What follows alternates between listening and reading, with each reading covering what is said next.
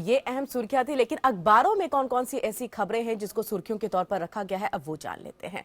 तो सबसे पहले बात, आधा देकर के सफेद करे काला धन, वित्त मंत्री अरुण जेटली ने ये बात कही है।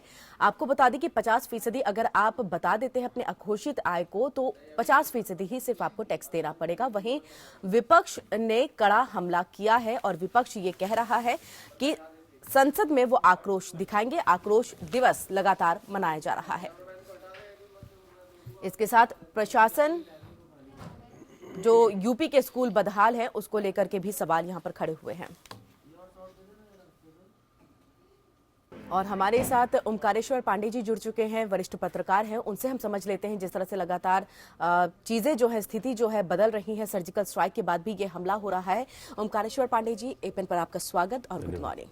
सर, आपसे यहाँ पर हम समझना चाहेंगे कि सर्जिकल स्ट्राइक हुआ, बहुत ही 56 इंच का सीना चौड़ा करके प्रधानमंत्री नरेंद्र मोदी ने कहा कि हमने ये स्ट्राइक किया है और अब पाकिस्तान को कहीं ना कहीं सबक मिलेगा। लेकिन उसके बाद से हम लगातार देख रहे हैं कि ये फायरिंग हो रही है, सीज फायर का उल्लंघन भी किया जा रहा है। और अभी जो खबर आई है, जो अभी की रिसेंट खबर है, उसके हिसाब से देखिए कि टुकड़ियों पर हमला कर दिया गया है। यानी डर नहीं है, खौफ नहीं है। तो क्या सर्जिकल स्ट्राइक भी अब नाकाफी हो गया है? नहीं, सर्जिकल स्ट्राइक पाकिस्तान के इलाके में, जो पीओके का इलाका है, पाकिस्तान ऑक्युपाइड कश्मीर का, वहां पर किया गया। जो वहां तैयार थे उग्रवादी, आतंकवादी वहां के भारत में घुसने के लिए, तो उनको न्यूट्रलाइज किया गया। लेकिन पाकिस्तान तो इसका एक तरह से इसका जन्मदाता है। वो लगातार एक तरह से रक्त बीज की तरह पैदा कर रहा है वो, और कोशिश होती है कि एलओसी से इसको कुछ आतंकवादियों को घुसाया जाए।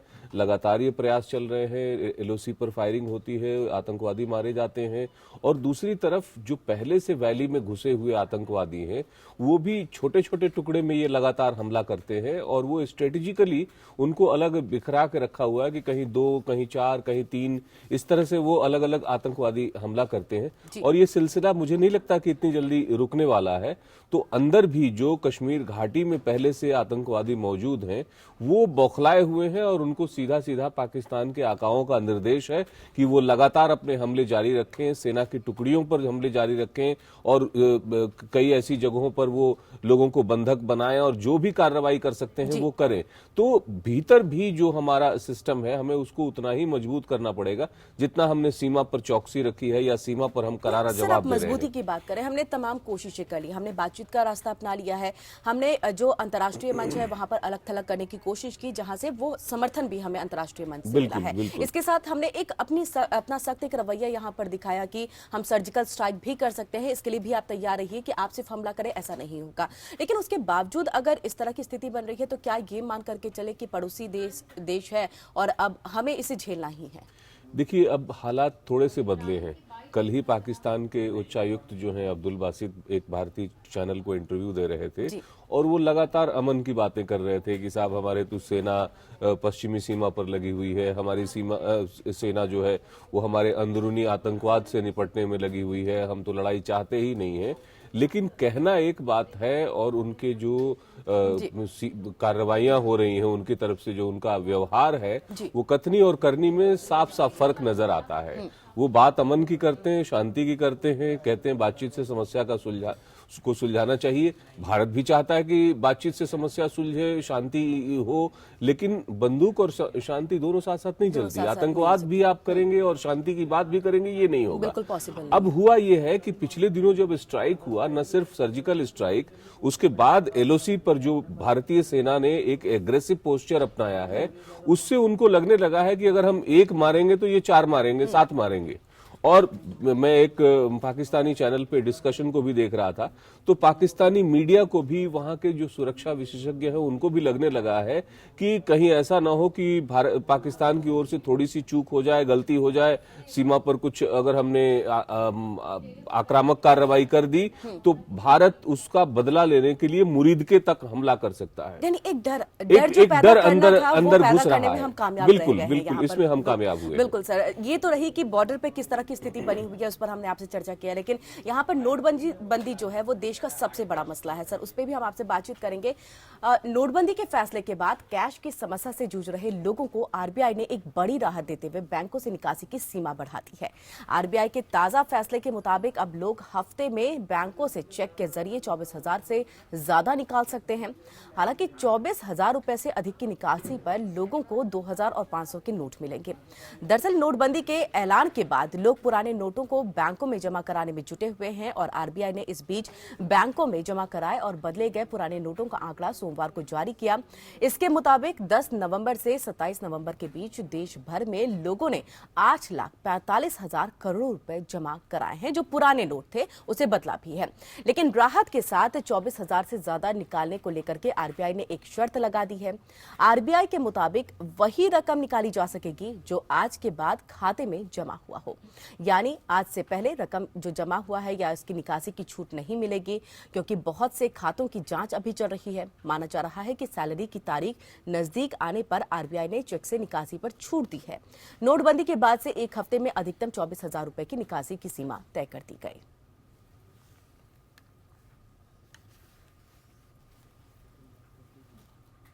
तो नोटबंदी सर, यहाँ पर देश का सबसे बड़ा मसला जो अभी हर किसी के जहन में इसको लेकर के सवाल भी खड़े हो रहे हैं। यहाँ पर आपसे जानना चाहेंगे, ये एक राहत वाली बात हो गई है जो आरबीआई की तरफ से अभी फैसला लिया गया? मामूली सी राहत है, मामूली सी राहत है। देखिए, मुश्किल ये है कि अभी भी उतनी संख्या में नोट छप नहीं रहे हैं, और छप रहे हैं तो बाजार में नहीं आ पा रहे हैं। सरकार के ही आंकड़े कह रहे हैं कि सिर्फ 18% जितना नोट जमा हुआ है उसका 18% ही अभी तक छप पाया है और वो डिस्ट्रीब्यूशन के लिए आ पाया है। तो इसीलिए सरकार ने ये सीमा रखी है कि अगर सब लोग जितना जमा करके वापस उतना ही निकालना चाहें तो उतने नोट सरकार के पास है नहीं, और वो छपाई लगातार हो रही है। पहले बीच में थोड़ी सी भ्रम की भी स्थिति पैदा हुई, क्योंकि सरकार ने 2000 के नोटों को कुछ दिन रोक दिया, फिर कहा कि नहीं 500 के नोटों को ज्यादा छापा जाए। तो ये भी कहीं ना कहीं अंदर एक फैक्टर है जो चल रहा है, और इसमें समय लग रहा है। भारत के अलावा भी जो कुछ विदेशी कंपनियां हैं जो एक्सक्लूसिव, क्योंकि नोट छापने के लिए आप किसी भी कंपनी को नहीं दे सकते हैं, तो वो भी प्रयास जो है वो सरकार की तरफ से किए जा रहे हैं। मुझे लगता है कि आने वाले कुछ एक हफ्तों में ही स्थिति सामान्य हो पाएगी। अभी तत्काल इस पे राहत मिलना मुश्किल लग रहा है। लेकिन 50 दिन क्या, आप जो कुछ ही दिनों की बात करें तो 50 दिन काफी है यहाँ? हाँ, 50 दिन तो अभी तो 20 दिन गुजरे हैं अभी, लेकिन 20 दिनों की स्थिति के जरिए ये लग नहीं रहा है कि जो हालात हैं वो सामान्य हो पाएंगे 50 दिनों 50 दिनों में कुछ ईज हो जाएगा। मुझे नहीं लगता कि कंप्लीट जो पूरी तरह सामान्य होने वाली बात, जो पहले की तरह हम जब चाहे जमा करें, जो चाहे जमा करें, हर एटीएम में पैसा हो। आज तो दिल्ली जैसी जगह पर भी सारे एटीएम में पैसे नहीं है, तो मुश्किल का सामना तो करना पड़ रहा है। लेकिन 50 दिन में बहुत कुछ कंट्रोल में आएगा और उसके बाद धीरे धीरे स्थितियां सामान्य होंगी। और अभी के वक्त में जो ये फैसला लिया गया है आरबीआई की तरफ से, इसके साथ साथ आप नोट भी छापते रहे और वो बड़ी तादाद में होनी चाहिए। बिल्कुल, ये तो करना ही पड़ेगा कि छोटे नोट हों और बड़े नोट हों, दोनों ज्यादा से ज्यादा मार्केट में पंप किए जाए, उसको डिस्ट्रीब्यूट किया जाए, ताकि जो नोटों की किल्लत अभी हो रही है, कई इलाकों में 2000 के नोट मिल रहे हैं और गरीब लोग उसका खुदरा निकाल नहीं पाते हैं, तो इसलिए उनको नोट मिलने के बावजूद उसका वो उपयोग नहीं कर पा रहे हैं।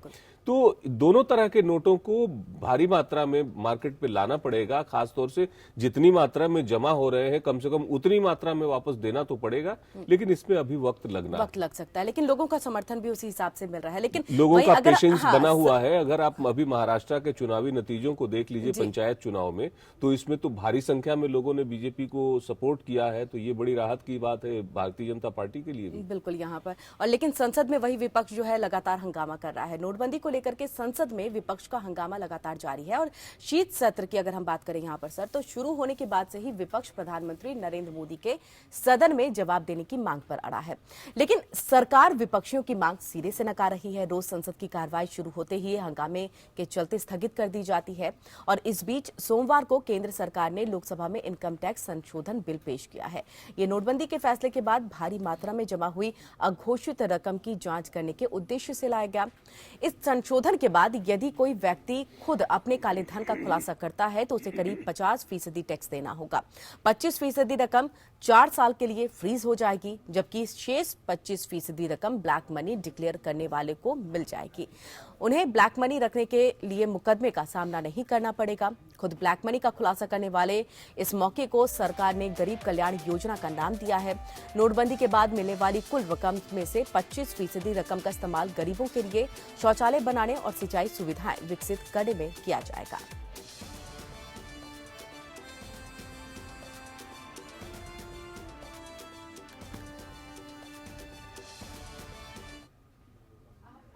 सर, यहाँ पर नियत पूरी साफ नजर आ रही है। गरीबों के कल्याण के लिए जो 25% है उसे आप शौचालय बनाने में, सफाई में, बहुत चीजों में आप लगाएंगे। दरअसल भारत में जो पहले इस तरह के एमनेस्टी की स्कीमें आती रही हैं वो काफी लिबरल रही हैं। मुझे याद है कि यूनाइटेड फ्रंट की सरकार थी, संयुक्त मोर्चा की, उस समय चिदम्बरम वित्त मंत्री हुआ करते थे। तब उन्होंने भी एक दफा इस तरह की एमनेस्टी स्कीम लगाई थी कि भाई जो जमा करना चाहे उसको राहत दी जाएगी। उस वक्त सिर्फ 30%, 30% पर आप अपना ब्लैक मनी वाइट करवा सकते थे जमा करके, और 30,000 करोड़ लोगों ने उसमें जमा भी किया था। अभी जो स्कीम है, सरकार बिल्कुल सख्त रवैया अख्तियार कर रही है कि 50% आपको जमा करना ही पड़ेगा। बाकी के रकम का भी एक बड़ा हिस्सा आपको 4 साल के लिए फ्रीज कर देना पड़ेगा। तो मुझे लगता है कि इससे बहुत कम ही लोग आएंगे। और अभी भी मार्केट में ये जो नोट को अदला बदली का खेल जो है वो चल रहा है। 30%, 40% पर लोग को मार्केट में ये चर्चा है कि लोग नोट बदल रहे हैं। वो किस तरह बदल रहे हैं, कहां से बदल रहे हैं, तो कहीं ना कहीं सरकार की नाक के नीचे अभी भी गोरख धंधा रुका हुआ नहीं है। तो या तो सख्ती उतनी ही करनी पड़ेगी कि बाहर हो रहे गोरख धंधे पूरी तरह से बंद हो जाए, या फिर सरकार को अपनी जो एमनेस्टी स्कीम है उसको थोड़ा, तो ये कदम उठा करके माने कि सख्ती दिखाई है सरकार ने बेहद सख्ती दिखाई है। फायदा होगा इसका? हाँ, अगर लोग इसमें कुछ सामने आते हैं तो इसका फायदा होगा। और सरकार ने लोगों के लिए एक मौका दिया है। जो लोग सामने इसमें आ पाते हैं, खास तौर से ये स्कीम जो है बड़ी मछलियों के लिए है। जो बड़े बड़े मगरमच्छ बैठे हैं, जिनके पास काफी धन है, उनके लिए ये मौका है कि वो चाहे तो अपनी ब्लैक मनी को, अपनी काले धन को सफेद कर सकते हैं। पर देखने वाली बात होगी कि कितने लोग इसमें सामने आ पाते हैं। लेकिन सर, सवाल ये भी खड़ा हो रहा है ना कि सरकार के पास में पूरा का पूरा आंकड़ा है, यहाँ पर डाटा है उनके पास कि किनके पास कितना धन है, और हमें तो सीधे तौर पर ऐसे ही क्यों नहीं उनके ऊपर कोई कार्रवाई कर दी जाती है कि आपके पास इतना धन है और हम ये ब्लैक मनी है। देखिए, वो इनकम टैक्स अपना काम करता रहता है। लोगों के यहाँ छापे पड़ते रहते हैं, और घरानों के पास, व्यक्तियों के पास, ऐसे जो भी जिनके पास भी हैं, लेकिन आप छापे से पकड़ नहीं सकते उनके पास कहाँ है। वो जाहिर है वो भी उतने ही शातिर हैं, वो छुपा के रखते हैं अपना धन। कोई सामने ड्राइंग रूम में थोड़ी रखेगा कि आईटी वाले आए और पकड़ के ले जाए हमें पर। तो इसलिए जो वो छुपा के रखा हुआ धन है, उसके लिए या तो आप उनको एक मौका देते हैं कि भाई आप कराना चाहो तो करा लो, और नहीं तो फिर हम जब पकड़ेंगे तो फिर आपको छोड़ेंगे तो नहीं। फिर आपके ऊपर कार्रवाई होगी। और वही कह भी दिया गया, अगर खुद से अघोषित आय के बारे में नहीं बताते तो 85% आपका यहाँ पर लगभग सारा धन आपका चला जाएगा। तो इससे बेटर है कि लोग यहाँ पर बताई दे कि हमारे पास इतना काला धन है, कुछ तो हिस्सा उनके हिस्से आएगा। लेकिन सर, एक सवाल, पूर्व प्रधानमंत्री मनमोहन सिंह अर्थशास्त्री रहे हैं, और ऐसे वक्त में उन्होंने देश को संभाला है जब पूरे, अगर हम वर्ल्ड की बात करें, दुनिया की बात करें, तो मंदी की स्थिति चल रही थी। ऐसे वक्त में उन्होंने भारत को संभाला। लेकिन वो अब के वक्त में कह रहे हैं कि नोटबंदी के लिए फैसला मैं भी लेना चाह रहा था लेकिन ले नहीं पाया क्योंकि हालात अच्छे नहीं होते। और अभी के वक्त में जो नोटबंदी का फैसला लिया गया है, 2% तक यहाँ पर अगर कहे तो गिरावट आई है अर्थव्यवस्था में। मनमोहन सिंह अर्थशास्त्री रहे हैं, पूर्व प्रधानमंत्री भी रहे हैं, इसके साथ साथ वो राजनीतिज्ञ भी हैं, कांग्रेस पार्टी से जुड़े हुए हैं। तो उनकी आलोचना निश्चित रूप से एक विपक्ष की आलोचना भी होगी। हालांकि एक अर्थशास्त्री के रूप में जो उनकी छवि राष्ट्र भर में, दुनिया भर में है, उस नजरिए से हम लोग भी देखते हैं तो ऐसा लगता है कि कहीं न कहीं उनके कहने में कुछ तथ्य है, कुछ सच्चाई है। ये तो सब लोग मान रहे हैं, क्रॉस द पॉलिटिकल स्पेक्ट्रम हर आदमी मान रहा है कि इस योजना को लागू करने में जो तैयारियां होनी चाहिए थी वो थोड़ी कमी रह गई है, उसमें चूक हुई है। लेकिन ये कमी हमेशा रहती जब भी आप लागू करते, क्योंकि जब भी इसको लागू करना था अचानक लागू करना था। अगर आप पूरी तैयारी के चक्कर में पड़ते तो हो सकता है खबर लीक हो चुकी होती और बहुत लोगों को पता चल चुका होता।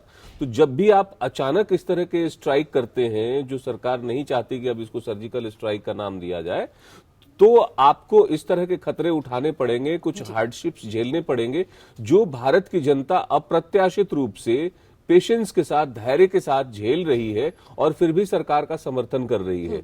तो कांग्रेस पार्टी या दूसरी पार्टियों के लिए चिंता का विषय यही है कि इतनी समस्याओं के बावजूद, इतना ज्यादा लोग परेशान हो रहे हैं, फिर भी वो सरकार का समर्थन ही कर रहे हैं।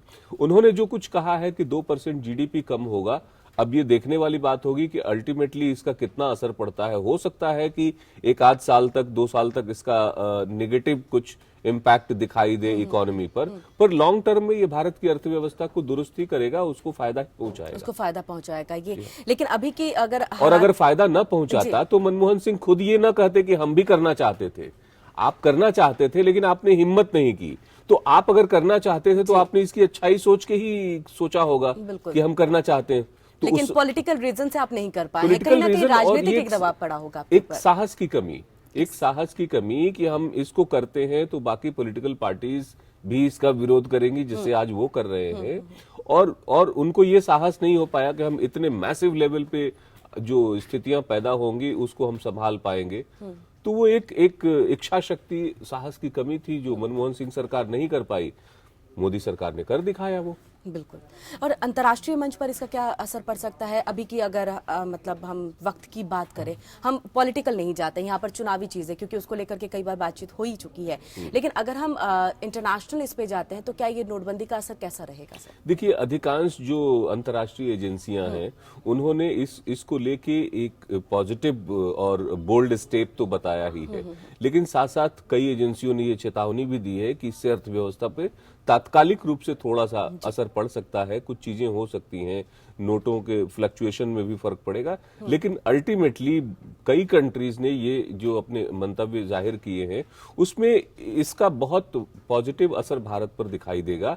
भारत की अर्थव्यवस्था में सुधार होगा, भारत की छवि में सुधार होगा, यहाँ का पूरा आर्थिक सिस्टम जो है वो बेहतर होगा, ये दुनिया भी मान रही है। बहुत जल्दी से समझना, इसके अलावा भी बहुत सारे देशों ने इसी तरह की जो स्टेप है वो उठाया था, लेकिन वहां पर हालात सही नहीं रहे हैं। तो उसको एग्जाम्पल के तौर पे, उदाहरण के तौर पे विपक्ष भी उठा रहा है, बाकी चैनल्स भी यहाँ पर उठा रहे हैं कि हमारे देश में किया गया तो हमारा देश भी टूट सकता है, अर्थव्यवस्था पूरी तरह से गिर सकती है। भारतीय अर्थव्यवस्था पे थोड़ा बहुत प्रभाव पड़ जाए और वो अल्टीमेटली पॉजिटिव प्रभाव पड़ेगा। टूटने उठने जैसी स्थिति, भारत की स्थितियां इतनी कमजोर नहीं है।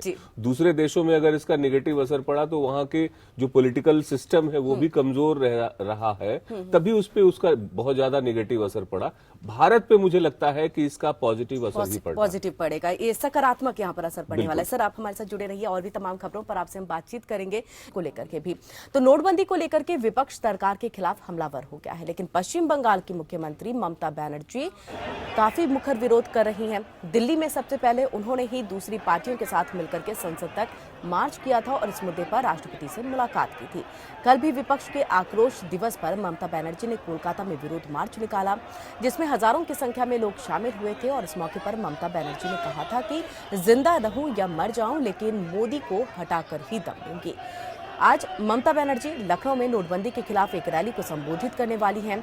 इस रैली को वो एक बार फिर नोटबंदी पर मोदी सरकार के खिलाफ हुंकार भरेंगे और इसके साथ ही ममता कल पटना में भी एक ऐसी ही रैली को संबोधित करेंगी।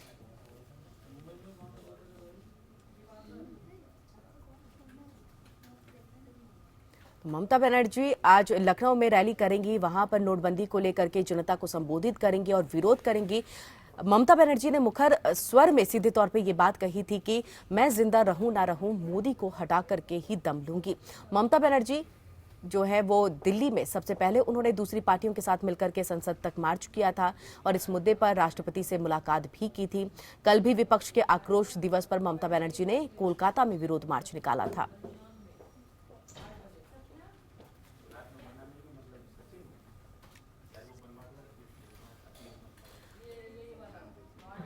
और सीधे हम सर आपसे समझना यहाँ पर चाहेंगे, ममता बनर्जी ने मुखर स्वर में आवाज पूरी तरह से नोटबंदी को लेकर के उठाई और कई बार वो ऐसी चीजें बोल जा रही हैं कि मैं रहूं ना रहूं, लेकिन मोदी को हटा कर रहूंगी, नोटबंदी का जो फैसला है उसे वापस दिला करके रहूंगी। लेकिन इन सब के बीच अगर विपक्ष को देखा जाए तो एकजुटता नजर नहीं आती है, कमी रह गई है यहाँ पर। ममता जी इमोशनल अत्याचार कर रही हैं एक तरह से। अब अचानक ममता जी इस पूरे विपक्ष का नेतृत्व करें, ये विपक्ष के लोगों को कतई नहीं भाएगा। या अरविंद केजरीवाल उसका नेतृत्व करें, ये कतई नहीं भाएगा। इसीलिए जो विपक्ष की एकजुटता में जो दरार आई, अलग अलग पार्टियों ने कह दिया नहीं साहब हम तो भारत बंद नहीं कर रहे हैं, हम तो सिर्फ विरोध मार्च कर रहे हैं, हम तो सिर्फ विरोध प्रदर्शन कर रहे हैं। नीतीश कुमार ने साफ साफ मना कर दिया, वो कह रहे नोटबंदी भारत के हित में है, इसलिए हम इस फैसले का समर्थन करते हैं। तो बिहार में भी दो फाड़ हो गई party, ruling party RJD Congress एक तरफ और जनता दल यू एक तरफ। उसी तरह से ममता बनर्जी, अरविंद केजरीवाल, इस तरह के नेता लगातार इस प्रयास में हैं कि वो इस मुद्दे के बहाने भी वो कहीं ना कहीं से विपक्ष की राजनीति के धूरी बने। लेकिन ये धूरी बनना इतना आसान नहीं है। जो दूसरी बड़ी पार्टियां यहाँ मौजूद हैं वो ये मौका उनको क्यों देने लगी। लेकिन निश्चित रूप से ममता बनर्जी ने इसमें बहुत मुखर आवाज बुलंद की है। पश्चिम बंगाल से लेके दिल्ली तक आना, राष्ट्रपति भवन जाना, अब लखनऊ आगे बढ़ के करना, और वो इस चीज को एक मुद्दा बनाना चाहती हैं। देखने की बात है कि बाकी राजनीतिक दलों का कितना सहयोग मिलता है। लखनऊ जहां जा रही है वहां समाजवादी पार्टी इसका विरोध कर रही है। वो यहाँ पर एकलौ चौलो की एक नीति अपना रही है। विपक्षी पार्टियों को रखा जरूर है, उनसे बातचीत जरूर है, लेकिन अब जहां पर भी मार्च कर रही है अकेले जा रही है। ये एकला चलो से नहीं होता है। एकला चलो में तृणमूल कांग्रेस का इतना कोई बड़ा जनाधार नहीं है, और पश्चिम बंगाल से बाहर तो उनका कोई जनाधार नहीं है कि उनको इतना बड़ा समर्थन मिल जाए। और वह भी तब जब हम लाइनों में खड़े हुए लोगों को देखते हैं कि वो परेशान 4-4 घंटे तक खड़े रहने के बावजूद ये कहते हैं कि नहीं सरकार ने अच्छा किया है। तो जो राजनीतिक दलों को जो समर्थन मिलता है वो एक्चुअल कामकाज से ज्यादा उस कामकाज का जो माहौल बनता है, और ये माहौल अभी लोगों के अंदर बना है कि अरे सरकार अच्छा कर रही है, कुछ अच्छा देश के लिए अच्छा हो रहा है। तो ये जो भावना पूरे देश में धीरे धीरे फैल रही है वो इन लोगों के जो इस तरह के गले नहीं उतर रही है कि जनता आखिरकार इतना साथ कैसे दे सकती है। सर, यहाँ पर हमारे साथ लखनऊ से हमारे संवाददाता खुर्रम निजामी जुड़ चुके हैं ज्यादा जानकारी देने के लिए। खुर्रम, आपसे हम यहाँ पर समझना चाहेंगे, आज माफ कीजिएगा, ममता बनर्जी रैली करने वाली हैं। ये रैली तकरीबन कितने बजे शुरू होगी और तैयारियां किस तरह की दिख रही हैं? देखिए 12 बजे रैली शुरू होगी ममता बनर्जी के 1090 चौराहा है गोमती नगर में, वहाँ पर शुरू होगी।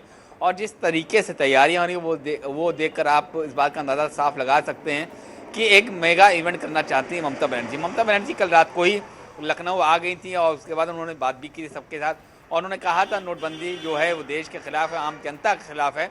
और जिस तरीके से नोटबंदी की, उन्होंने नोटबंदी की मुखालफत नहीं करी है, लेकिन उन्होंने जिस तरीका अडॉप्ट किया उसको लेकर मुखालफत करी और कहा है कि ये आम जनता खिलाफ है, आम जनता ही से देश बनता है जी। लेकिन जो तेवर थे ममता बनर्जी को साफ बता रहे थे कि किस तरीके से चुनाव में डेंट मार सके भारतीय जनता पार्टी को, इसलिए उत्तर प्रदेश का रुख उन्होंने किया है। साथ में उन्होंने एक बात और कह दी जिसको लेकर अटकलों का बाजार भी गर्म है। वो ये कहा था कि उन्होंने अखिलेश यादव की तारीफ करी जो मुख्यमंत्री हैं उत्तर प्रदेश के, तारीफ करी, और साथ में ये भी कहा कि वो अच्छे काम कर रहे हैं, अगर उन्हें फुर्सत मिली तो वो रैली में जरूर आएंगे। यानी कि जो आज जनसभा है, जिसको एक रैली भी आप कह सकते हैं, उसमें आने की उन्होंने अटकलें लगा दी है कि वो आ सकते हैं। उसके बाद से लगातार सबकी नजर इस पर है कि क्या अखिलेश यादव आएंगे। हालांकि अखिलेश यादव की तरफ से या उनकी पार्टी तरफ से ना उनके ऑफिस की तरफ से नहीं, खुर्रम, अगर अखिलेश यादव आते भी हैं तो रैली का नेतृत्व कौन करेगा? जिस तरह से सर बता भी रहे थे कि ममता बनर्जी के नेतृत्व में तो आखिरकार यहाँ पर और विपक्षी पार्टियां नहीं चलेंगी उनके पीछे। देखिए यही अजीब सी बात है कि अगर अखिलेश यादव आते हैं तो नेतृत्व कौन करेगा। जो जनसभा है वो ममता बनर्जी की है, जो नोटबंदी है उस पर समाजवादी पार्टी का अपना स्टैंड है कि वो आम जनता के साथ खड़े हैं। वो विरोध नहीं कर रहे हैं नोटबंदी का, लेकिन जो तरीका अडॉप्ट किया गया उसका विरोध कर रहे हैं। लेकिन अभी भी आप कह नहीं सकते कि अखिलेश यादव जो मुख्यमंत्री उत्तर प्रदेश के वो वहां पहुंचेंगे। ये ममता बनर्जी ने अपनी तरफ से कहा है कि वो अच्छा काम कर रहे हैं, अगर उन्हें फुर्सत मिली तो वो आ भी सकते हैं, ये कोई कंफर्मेशन नहीं है। लेकिन जैसे ही ममता बनर्जी ने कहा कि इस बात कहा कि वो आ सकते हैं तो लोगों ने कयास लगाना शुरू कर दिया, अटकलों का बाजार गर्म हो गया। फिलहाल ऐसा कोई भी कार्यक्रम मुख्यमंत्री अखिलेश यादव की तरफ से नहीं आया है, ना उनके ऑफिस की तरफ से, ना उनकी पार्टी की तरफ से कि वो इसमें शिरकत करेंगे, क्योंकि अगर वो शिरकत करते हैं तो इसके मायने बहुत बड़े हो जाएंगे। और लेकिन साथ में ये भी है कि आखिर ममता बनर्जी के प्लेटफॉर्म पर अखिलेश यादव क्यों आएंगे, ये भी एक सवाल खड़ा किया जा रहा है। लेकिन इसका जवाब तभी मिलेगा जब 12 बजे जो जनसभा का जो टाइम प्रपोज है वो शुरू होगी, जनसभा ममता बनर्जी की नोटबंदी को लेकर के, और देखना ये होगा कि ममता बनर्जी क्या कहती हैं और जो भीड़ वहां उमड़ती है वो कितनी उमड़ती है, क्योंकि उनका कोई बेस नहीं ममता बनर्जी का उत्तर प्रदेश में। टीएमसी का एक विधायक हुआ करता था, वो भी इनकी पार्टी छोड़ के जा चुका है, तो ऐसा कोई इनका कोई बेस नहीं है। और वो सिर्फ इसलिए आए ताकि जो भारतीय जनता पार्टी को डेंट मारा जा सके। जो 2017 का चुनाव है उसमें बिल्कुल खुर्रम, क्या और भी कोई विपक्षी पार्टियों के इस रैली में शामिल होने की जानकारी है? जैसे मायावती है, अगर हर बार मुखर होकर के उन्होंने प्रेस कॉन्फ्रेंस की है तो बीजेपी पर सीधा हमला बोला है नोटबंदी को लेकर के, तो और बाकी जो वहां की छोटी छोटी भी पार्टियां हैं, क्या वो इस रैली में शामिल हो सकती हैं? देखिए, बिखरा विपक्ष है हर, और सब कोई चाहता है कि जो सेहरा बंदे वो उसके सर पे बंदे, और यही वजह है कि विपक्ष एकजुट नहीं हो पा रहा है। नहीं तो एक अच्छा मुद्दा मिला था विपक्षी पार्टियों को नोटबंदी के इम्प्लीमेंटेशन के तरीके पर, लेकिन एकजुटता नहीं दिखा पाए विपक्ष और बिखर गया है विपक्ष। और आप इसे कतई उम्मीद नहीं कर सकते। यही वजह है कि आप उम्मीद नहीं कर सकते हैं कि आज जो जनसभा हो रही है, जिसको आप रैली भी कह सकते हैं ममता बनर्जी की, वहां पर विपक्षी पार्टी से कोई रिप्रेजेंटेशन वहां मिलेगा। लेकिन एक बात और भी है कि जब अखिलेश यादव अभी हाल में ही पश्चिम बंगाल गए थे तो ममता बनर्जी उनको रिसीव करने नहीं आई थी, लेकिन जब ममता बनर्जी कल लखनऊ आई हैं तब अखिलेश यादव उनको रिसीव करने गए थे। इन सब को जोड़कर देखा जा रहा है कि कहीं ना कहीं नजदीकियां बढ़ रही हैं, लेकिन ओपन फोरम पर, ओपन प्लेटफॉर्म पर अखिलेश यादव ममता बनर्जी एक साथ खड़े होंगे ये कहना बहुत मुश्किल है। विपक्षी पार्टी उनका प्लेटफॉर्म शेयर करेगी ये भी कहना बहुत मुश्किल है, और इसकी उम्मीद कतई नहीं दिख रही। बिल्कुल, राजनीति में एक कदम भी यहाँ पर कई मायने निकाल देता है। खुर्रम, जुड़े रहिए हमारे साथ। ममता बनर्जी ने लखनऊ पहुंच करके क्या कुछ कहा है वो हम अपने दर्शकों को सुनाते हैं। अभी देखिए, अखिलेश जो हमारा अखिलेश यादव जो चीफ मिनिस्टर है, उनको साथ में उनका जो मिनिस्टर है रामूवाला जी हमारे साथ काम किया है पहले भी, अभिषेक वगैरह वगैरह, ये लोगों ने सब आए थे। मैं बहुत आभारी हूँ कि ये लोगों ने मेरे को आने का बाद हमको मिलने का मौका मिला। मैं बहुत ही आभारी हूँ। यूपी देश में, यूपी इतना एक धरती है, जो धरती हमारा देश में बहुत सारे प्राइम मिनिस्टर बनाया, अभी भी इधर से ही प्राइम मिनिस्टर भी है, लेकिन आज जो चल रहा है जनता इसमें खुश नहीं है। इसी के लिए दो चार बात कहने के लिए हम आए हुए हैं। मुकुल तो हमारा पहले आए हुए हैं, तो कल हमारा मीटिंग में है। हम सबको रिक्वेस्ट करना चाहेंगे कि आप लोग आइए और इसको खिलाफ में लड़ाई करिए। सर, आपने यहाँ पर सुना ममता बनर्जी को बहुत आभार जताया, अखिलेश यादव की तारीफ भी उन्होंने की है।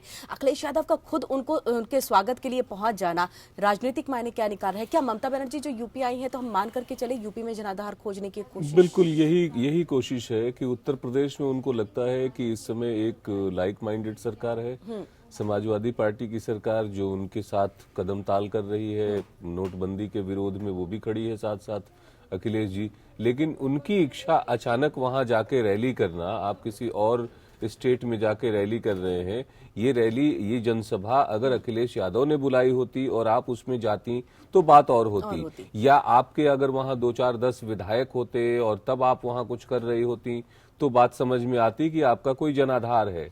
एक एमएलए कोई हुआ करता था, अभी भी वो इनके साथ नहीं है।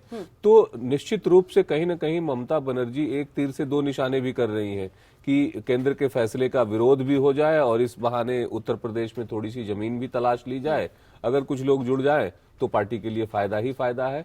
तो लेकिन अगर जुड़ जाएं तो ये बाकी सपा, बसपा, दूसरी पार्टियां इस बात को कहां स्वीकार करेंगी? बिल्कुल, ये उनके लिए सीधे तौर पर ये होगा कि अगर ममता बनर्जी आती तो एक और विरोधी पार्टी और उनके साथ एक कंपटीशन यहाँ पर हो सकता है। हाँ, और चूंकि पश्चिम बंगाल एक बिल्कुल अलग राज्य है, अलग भाषा भाषी राज्य है, बंगला भाषी, ममता बनर्जी ठीक से कनेक्ट नहीं कर पा रही हैं उत्तर प्रदेश की जो आबादी के साथ, जनता के साथ।